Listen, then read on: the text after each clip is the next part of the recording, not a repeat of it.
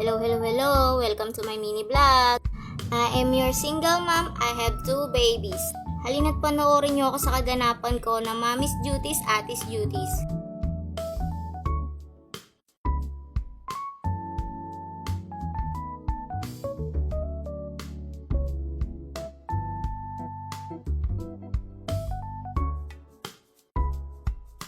Hello mga mi, ito po ang video ko nung kinagabihan.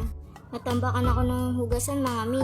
Paano inantay ko pa magkatulo ng tubig? Kaya ang ending, inantay ko pa alas 10 na ako nakapaghugas ng plato. Fast forward, alas 4, ayan nagsaing na ako para sa pambabao ng kapatid ko at almusal na rin. Back to reality, Monday na again. Back to asikaso tayo dahil wala pa si Papa. Eto, kahit puyat, todo bangon pa rin. Inaasikaso ko lang naman siya mga mi pag wala talaga si Papa. Pero kapag naandyan, si Papa nag-aasikaso talaga sa kanya. Kasi ako mga mi, madalas talaga akong napupuyat sa gabi. Kasi yung dalawa kong Junakis maya nagigising sa madaling araw. Kaya ang ending, ayun, gising tayo. Ayun, kinuha ko na yung hipon sa rep at ipang aalmusal ko sa kapatid ko at ipapambao na rin. Ipiprito ko lang naman yan para madali iluto. Para hindi matalamsik, babalot ko yan sa harina, tsaka ipiprito. Yun ang gustong ulamin ng kapatid ko, yung pa mahilig sa prito.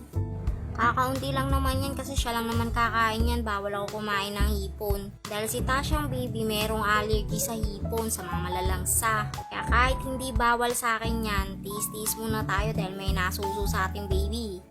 Hi mga mi, habang ginagawa ko yan, tatatakam talaga ako, isa sa mga paborito kong kainin. Kaya no choice, tiis-tiis muna. At ayan, luto na nga yung pinirito kong hipon at nag-aain na ako ng pagkain at pambaon din ng kapatid ko. Ayan, nahiya pa nga ang person. Naku po, masanay ka na, vlogger na ate mo, Charis. Saglit lang din, bumilit kami ng pandesal ni Kuya Nobby sa labas. Kauwi namin ni Kuya Nobby, eto naglinis lang ako saglit, nakita ko yung cellphone kong sira.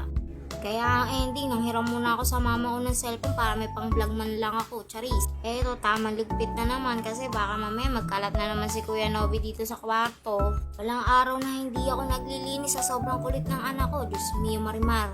After sa kwarto, dito naman sa sala kasi dito madalas lagi nagpuplot si Kuya Nobby na kung ano-ano. Ayan, habang busy pa siya dyan sa kakapanood, walis-walis muna. After ko naman magwalis, eto na naman bakbakan na naman sa hugasan. Kakunti lang naman yung may mga ginamit ko kaninang umaga sa pag-aasikaso ko kay Angeline.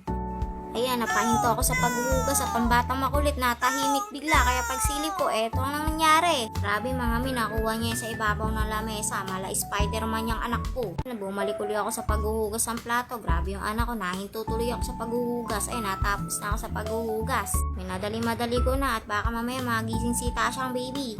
Pagkatapos, ayan, nagpunas-punas lang din ako saglit. Eto na naman yung batang makulit, may ginawa na naman, naging plato ang pandesal. Ako naman, anak, ano ba yung pinagagawa mo? Bago ba yan? Eto na naman yung tipong gusto mo na nga mag-almusal, may bago kakaibang pandesal sa lagayan. Ako naman, yung tipong matutuwa ka na lang sa inis, mapapakamot ulo ka na lang tuloy. Ako naman, nag-almusal lang ako saglit, nawala yung bata. Yung pala pagsilip ko sa ilalim, nandito sa ilalim ng sopa. Ako naman, ayan na naman ang kakulitan niya, umaandar na naman. Ayan, at wala na ibang magawa, nagkalat na lang ang laro. Pagkatapos maglaro, ayan, naisipan dumedi, naantok pa siguro. Nandito na lang mga mi, bukas uli, bye-bye!